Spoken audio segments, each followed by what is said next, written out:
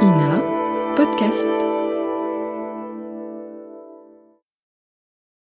La radiodiffusion télévision française présente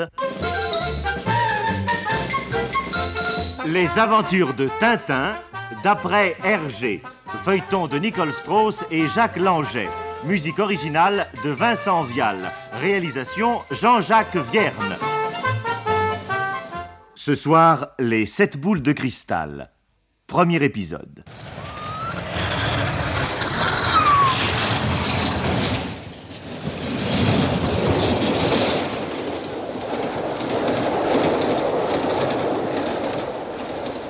Entre deux affaires importantes, le jeune reporter Tintin va rendre visite à son ami le capitaine Haddock, devenu châtelain de Moulinsart. Il est évidemment accompagné de son chien Milou. Mais la gare de Moulinsart n'est plus qu'à quelques kilomètres. Pénétrons discrètement dans le compartiment. Allons, Milou, prends patience, nous sommes presque arrivés. Tiens, écoute plutôt les dernières nouvelles, ça te distraira. L'expédition ethnographique Sanders-Hartmut vient de rentrer en Europe après un long et fructueux voyage au Pérou et en Bolivie. Les explorateurs ont traversé des territoires fort peu connus où ils ont découvert plusieurs tombeaux incas. Dans l'un d'eux notamment, ils ont trouvé une momie encore coiffée du borla, ou diadème royal en or massif. Certaines inscriptions funéraires ont permis d'établir avec certitude qu'il s'agissait de l'Inca Raskar Capac. Curieux, tu ne trouves pas ? Toute cette histoire finira mal. Vous verrez. Qu'est-ce qui finira mal, monsieur ? Eh bien, cette histoire de momie. Souvenez-vous de Toutankhamon, jeune homme. Songez à tous les égyptologues qui sont morts mystérieusement après avoir ouvert le tombeau de ce pharaon. Vous verrez. La même chose arrivera à ceux qui ont violé la sépulture de cet Inca. Vous croyez ? J'en suis sûr. Aussi, pourquoi ne laisse-t-on pas ces gens tranquilles ? Que dirions-nous si les Égyptiens ou les Péruviens venaient chez nous ouvrir les tombeaux de nos rois ? Hein ? Non, mais que dirions-nous ? En effet. Moulinsart, 2 minutes d'arrêt. Oui, vous avez peut-être raison, monsieur, mais excusez-moi, je suis arrivé à destination. Eh bien, au revoir, jeune homme. Au revoir, monsieur. Allez, Milou, viens vite. Et maintenant, Milou, cap sur le château du capitaine Haddock. Nous y serons bientôt. En route.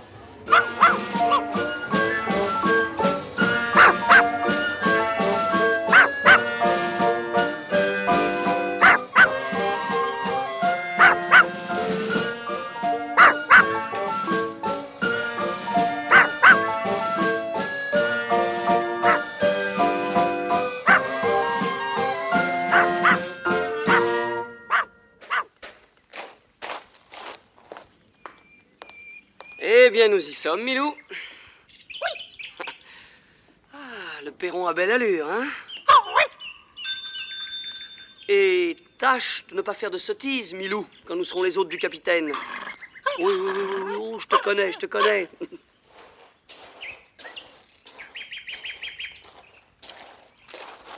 Ah, monsieur Tintin. Bonjour, Nestor, comment allez-vous ? Le capitaine est-il là ? Ah non, monsieur Tintin, monsieur est sorti. Il est allé faire une promenade à cheval, mais il ne tardera pas.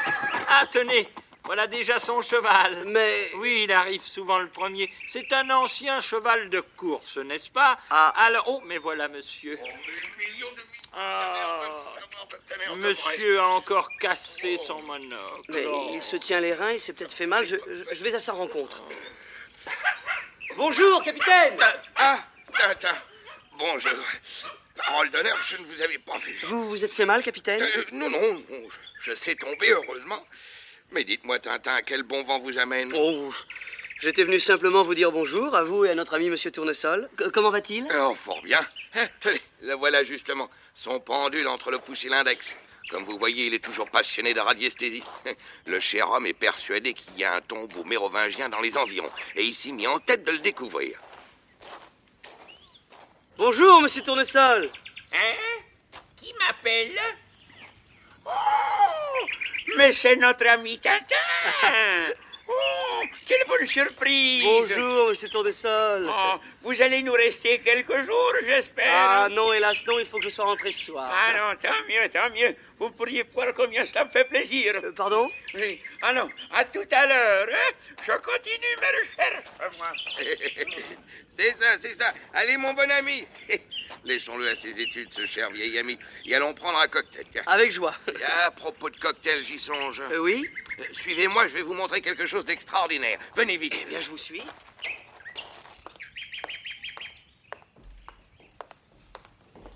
Passez, je vous le prie. Merci. Allons, Milou, Milou, tiens-toi tranquille. Ah, c'est mon chat. C'est un siamois et il n'est pas commode. Alors, laisse-le, Milou. Laisse-le, reste là, je te dis. Malheureusement, dans ce cas-là, Tintin n'a pas beaucoup d'autorité sur Milou. Celui-ci et le chat du capitaine s'observent maintenant farouchement à 2 mètres l'un de l'autre. Lequel des deux va attaquer? Prenons patience, ça ne saurait tarder.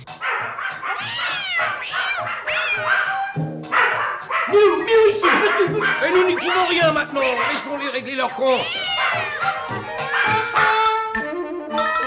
Vous l'avez compris, c'est Milou qui vient d'attaquer. Il fonce droit sur son ennemi, mais celui-ci esquive. Ah, c'est magnifique, esquive à angle droit sur sa lancée. Et Milou glisse sur le dallage ciré. À ce moment, diversion, Nestor entre dans la salle. Et voici Nestor, oui, il porte sur un plateau tout ce qui est nécessaire à la confection de cocktails. Je vois des bouteilles vertes, des rouges, des jaunes, des verts et même un shaker.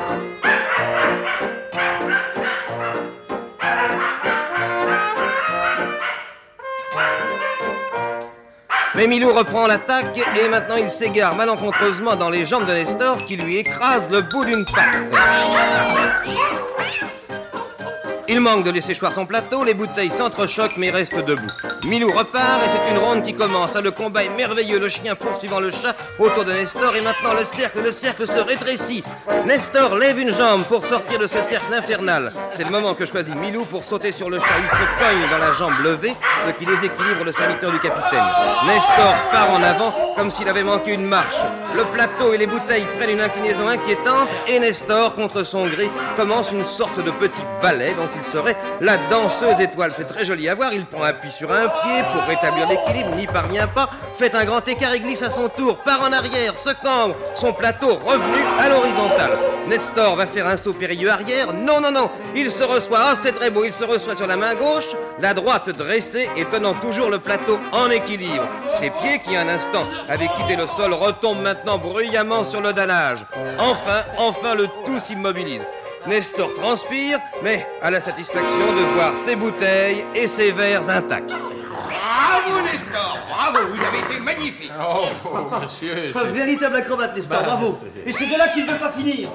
Mais l'affaire Milou le siamois n'est pas réglée et la poursuite continue. Avant que Nestor ait pu se remettre sur ses pieds, le chat saute par-dessus le plateau et les bouteilles. Milou le suit, mais moins léger, il ne peut franchir l'obstacle. Il se prend les pattes dans les bouteilles et renverse tout ce qu'elle adresse. Et le sel de Nestor avait sauvegardé. Et le ballet s'achève dans un fracas épouvantable pendant que le chat siamois se sauve par un escalier menant au premier étage avec Milou à ses trousses. Ils disparaissent maintenant tous les deux sur le palier.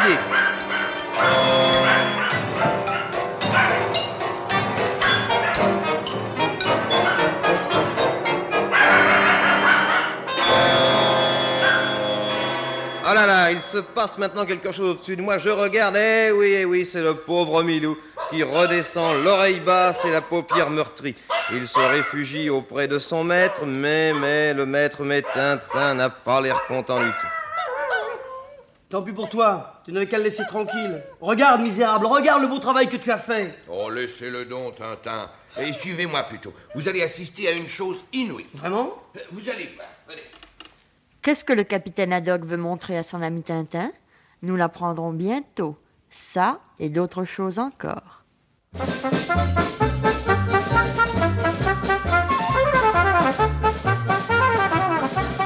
Les aventures de Tintin, d'après Hergé. Feuilleton de Nicole Strauss et Jacques Langeais, avec Maurice Sarfati Tintin, Jacques Illing, Haddock, Jacques Dufilot, Tournesol, Henri Virlogeux, Nestor, Roland Dordain, le reporter, et Pierre Lafont, Gaëtan Noël, avec Milou. Prise de son Jacques Chardonnier, bruitage et effets sonores Joé Noël, assistante Michel Pietri, musique originale de Vincent Vial, réalisation Jean-Jacques Vierne.